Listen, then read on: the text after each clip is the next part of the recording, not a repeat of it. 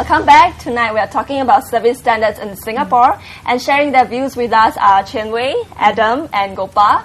And we've looked at whether foreigners who are not proficient in the language affect the service experience. Now let's find out how service standards are again with our Razer SpyCam. Let's take a look.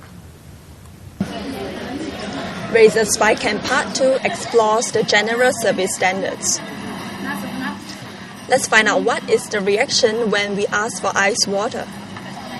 Even though they typically do not provide ice water, the guys there prove that there is really no hard and fast rule to that. Now let's move on to an electronic store to find out more about camcorders and whether this guy here knows his stuff. Let's say you have a HD camera, right? You put it onto a normal television, right? Automatically the transfer out is all into standard definition. Unless you have a HD TV, then when you play out it's HD. So it has output both HDMI, right? Does it have a HDMI? It's automatic one. Sorry? It's a HDMI output or normal output? HDMI output. So does it come with the cable now, right? Cable no. HDMI cable. So you got to buy it separately. After looking at the toys for the boys, it's time to check out the high-end garment for the girls. Oh, that's affordable. Asking for a smaller one. It's not meant to be big, so. It's okay. Yeah.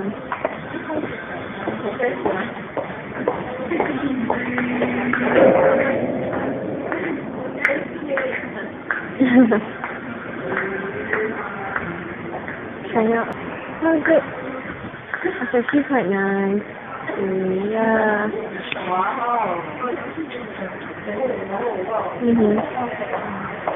You have a belt or something? Or a crown?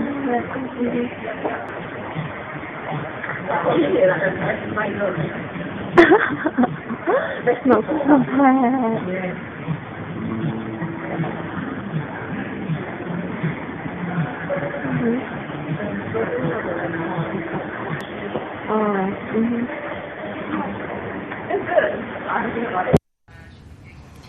Okay, now Pokwan is asking for help.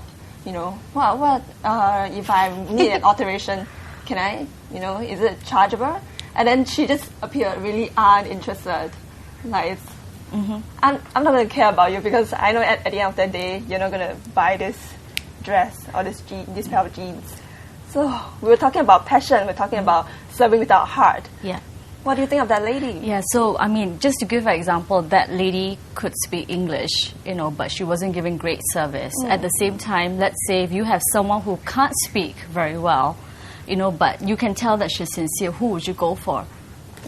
Well, I think definitely I would go for the more sincere person. Sincere, yeah. I mean, right? I mean, like I said, it's if I sense that you are genuinely interested in serving me, therefore, it's not really the sale that you're hungry for, but you are, you're trying to provide a service.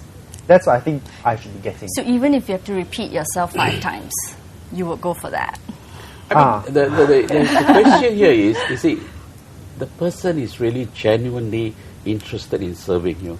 So he or she may have some difficulty in communicating.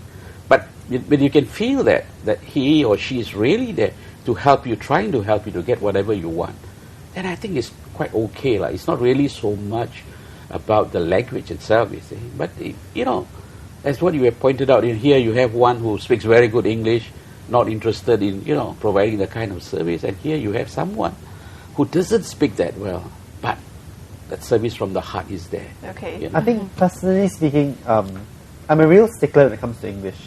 So, I'm not the most patient of people. So, I do get irritated when someone doesn't understand what I'm trying to ask for. I mean, if you don't get it right the first or second time, and you still look puzzled, and you're not going to get help, I get very irritated. But on the other hand, it's a real turn-off when the person just, it's kind of like a talk to my hand, and you're trying to serve me, but asking me to talk to your hand. That's ridiculous. Yeah. So which one is more forgivable? I think it's more forgivable if you have poor English. because But you're sincere. not everybody will have the same high standards, especially if you are a foreigner or if you're, for instance, a student who has been brought up in a Mandarin-speaking background, you know. So definitely there are going to be shortcomings there, and that's understandable. All right, if you go and ask your supervisor for help, at least you're taking the initiative to solve my problem. But if you, I've actually had instances where the staff, I think it was in a restaurant, I asked for something, right? It was like one of those wedding dinners, disappeared, and never came back. I asked, the person was obviously not sure of what I was asking for, disappeared, and just didn't come back. It's like, and I just waited and waited, and then I called somebody else. Yeah. You know? So do you think that's why people love shopping in Tokyo, even though the Japanese girls can't speak anything in English? How are you? Yeah, because they're just so eager to help you. Oh, but right, see, at their the end service of it. culture is you know, Culture, yeah. it's a service culture. You know, okay, for instance, I was in the United States. I think it's about culture, right? The service culture. I went to Napa Valley, and I was driving, and Singaporeans are always known for wanting freebies, right? They'll go through the supermarket, eat every single free thing, and then walk out and never buy a thing. That's their lunch. But I was in Napa Valley. We drove to one of the vineyards, and the guy was like, you know, would you like to try some wine? It's wine sampling, and it's a certain price for 1 glass, for 4 glasses, and all that kind of thing. So I said, yeah, sure, I'll have a go. And when he found out that I was a tourist, he said, oh, you should try this other one. So he gave me another wine for free. So 5 wines. I said, oh, it's a pretty good deal. And then he gave me free bread with olive oil to try with it. And then he said, no charge, because you're a tourist. So you can't really count on my repeat business, because the likelihood of my coming back halfway across the world is, you know, especially to your vineyard. But it was excellent service. Okay, so you've spoken of service culture. So Chuan Wei, do you think we are a service culture? No. Short answer. I think it's not just service culture. We always talk about that. But when you talk about in Japan, you used Tokyo and all that as an example. To me, it is not just the culture in the arena of service, but it's their whole culture, it's the whole tradition.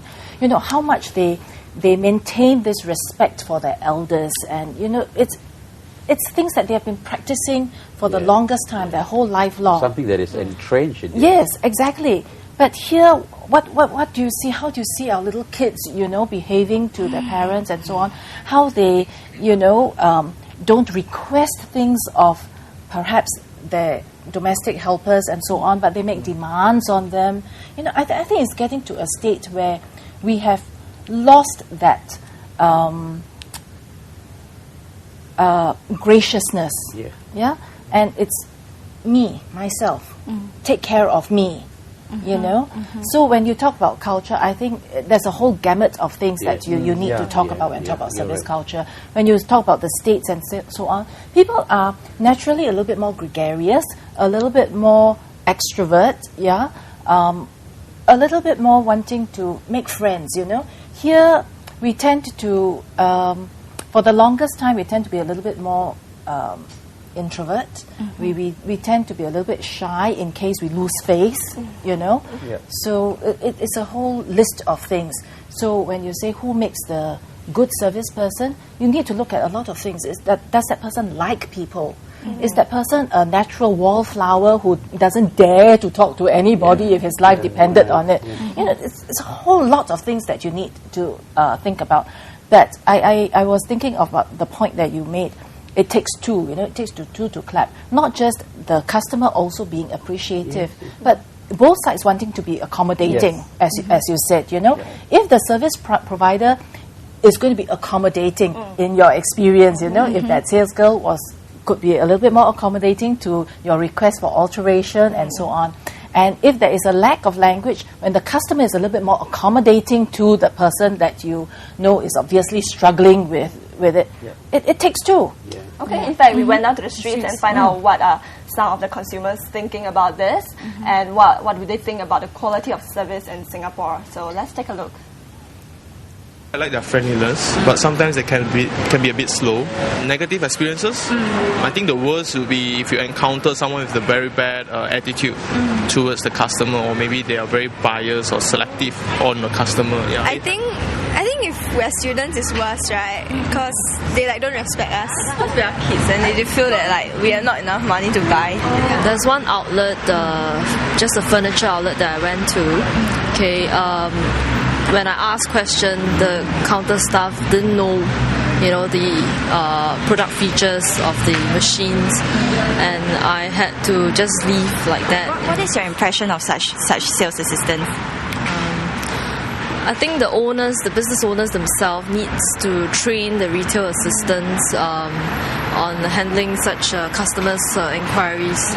Being more informative about the products and better knowledge about the products, and as well as faster service, I guess. 好像说我们嫌它的价钱不太高啊，什么啊，跟他杀价啦，他的脸色就给你看哦。有些人是说啊。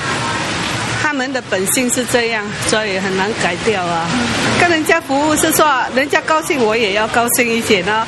For example, if it's too crowded and if they're too busy, then sometimes it's like they don't know who to attend to. Hesitation when asked to do a bit more legwork when serving the staff. Yeah, and of course they may decline or say that there isn't an available size when in fact there is. How do you know? Or you can tell. Yeah, it shows up in their eyes, you see. So, of course you know somebody else in the store, and he tells you it's available. But I think one thing which differentiates us and them is probably tipping. Yeah, tipping is a positive incentive for the service staff to perform better. I'm from the U.S. I've been here 10 years, and I've seen some of these things firsthand. Just like the F1 just left, and you say, "Oh, people don't come into my store." Wow, they probably don't come to your store because last time they came to your store, you just sat back, SMS, and why go again? Somebody actually just mentioned something about the tipping system here, that it might actually be an incentive for services to be improved upon. What do you think? What do you have to say to that? Well, restaurants, it all depends. All depends on how you go into a restaurant. If they're just giving you the menu, or they're really trying to help you. I mean, if you want a tip, you have to earn a tip. I'm not just going to give you a tip because you came to my table, but then again, it goes back to customer service. If you come to my table and you make sure we have everything is okay, then it's okay. But if you just come and just give us the menu and just walk away, then of course not. Some salespeople are, polite. I mean, of course, because of my height. When I go in a lot of stores, people, whoa, they see me. Because I'm quite tall. The automatic draws attention, and I can get good service, There's a tall man over there. Okay, some of you have sent in comments. Let's see what you guys have to say. Ranger 777 says, the guy says the service must come from the heart. So as far as I'm concerned, if I have the heart to serve, I should be hired, even if I can't speak the language impeccably. And who's that? Devil 72 says, Storm blogger Liao Julan says, bad service from Singaporeans is due to domestic maids. He says our young have been brought up spoiled, being served hand and food. So how would they know the meaning of good service when they might see service jobs as demeaning? And Masba says, well said, Ranger 777. I would rather have good service than somebody who speaks English but is rude. And Yaya Papaya. Yaya Payaya. I must get this right. I think the key to good service is not whether the customers show appreciation, it's whether the bosses treat their employees well and pay them well. Okay, but we'll discuss these points after the break.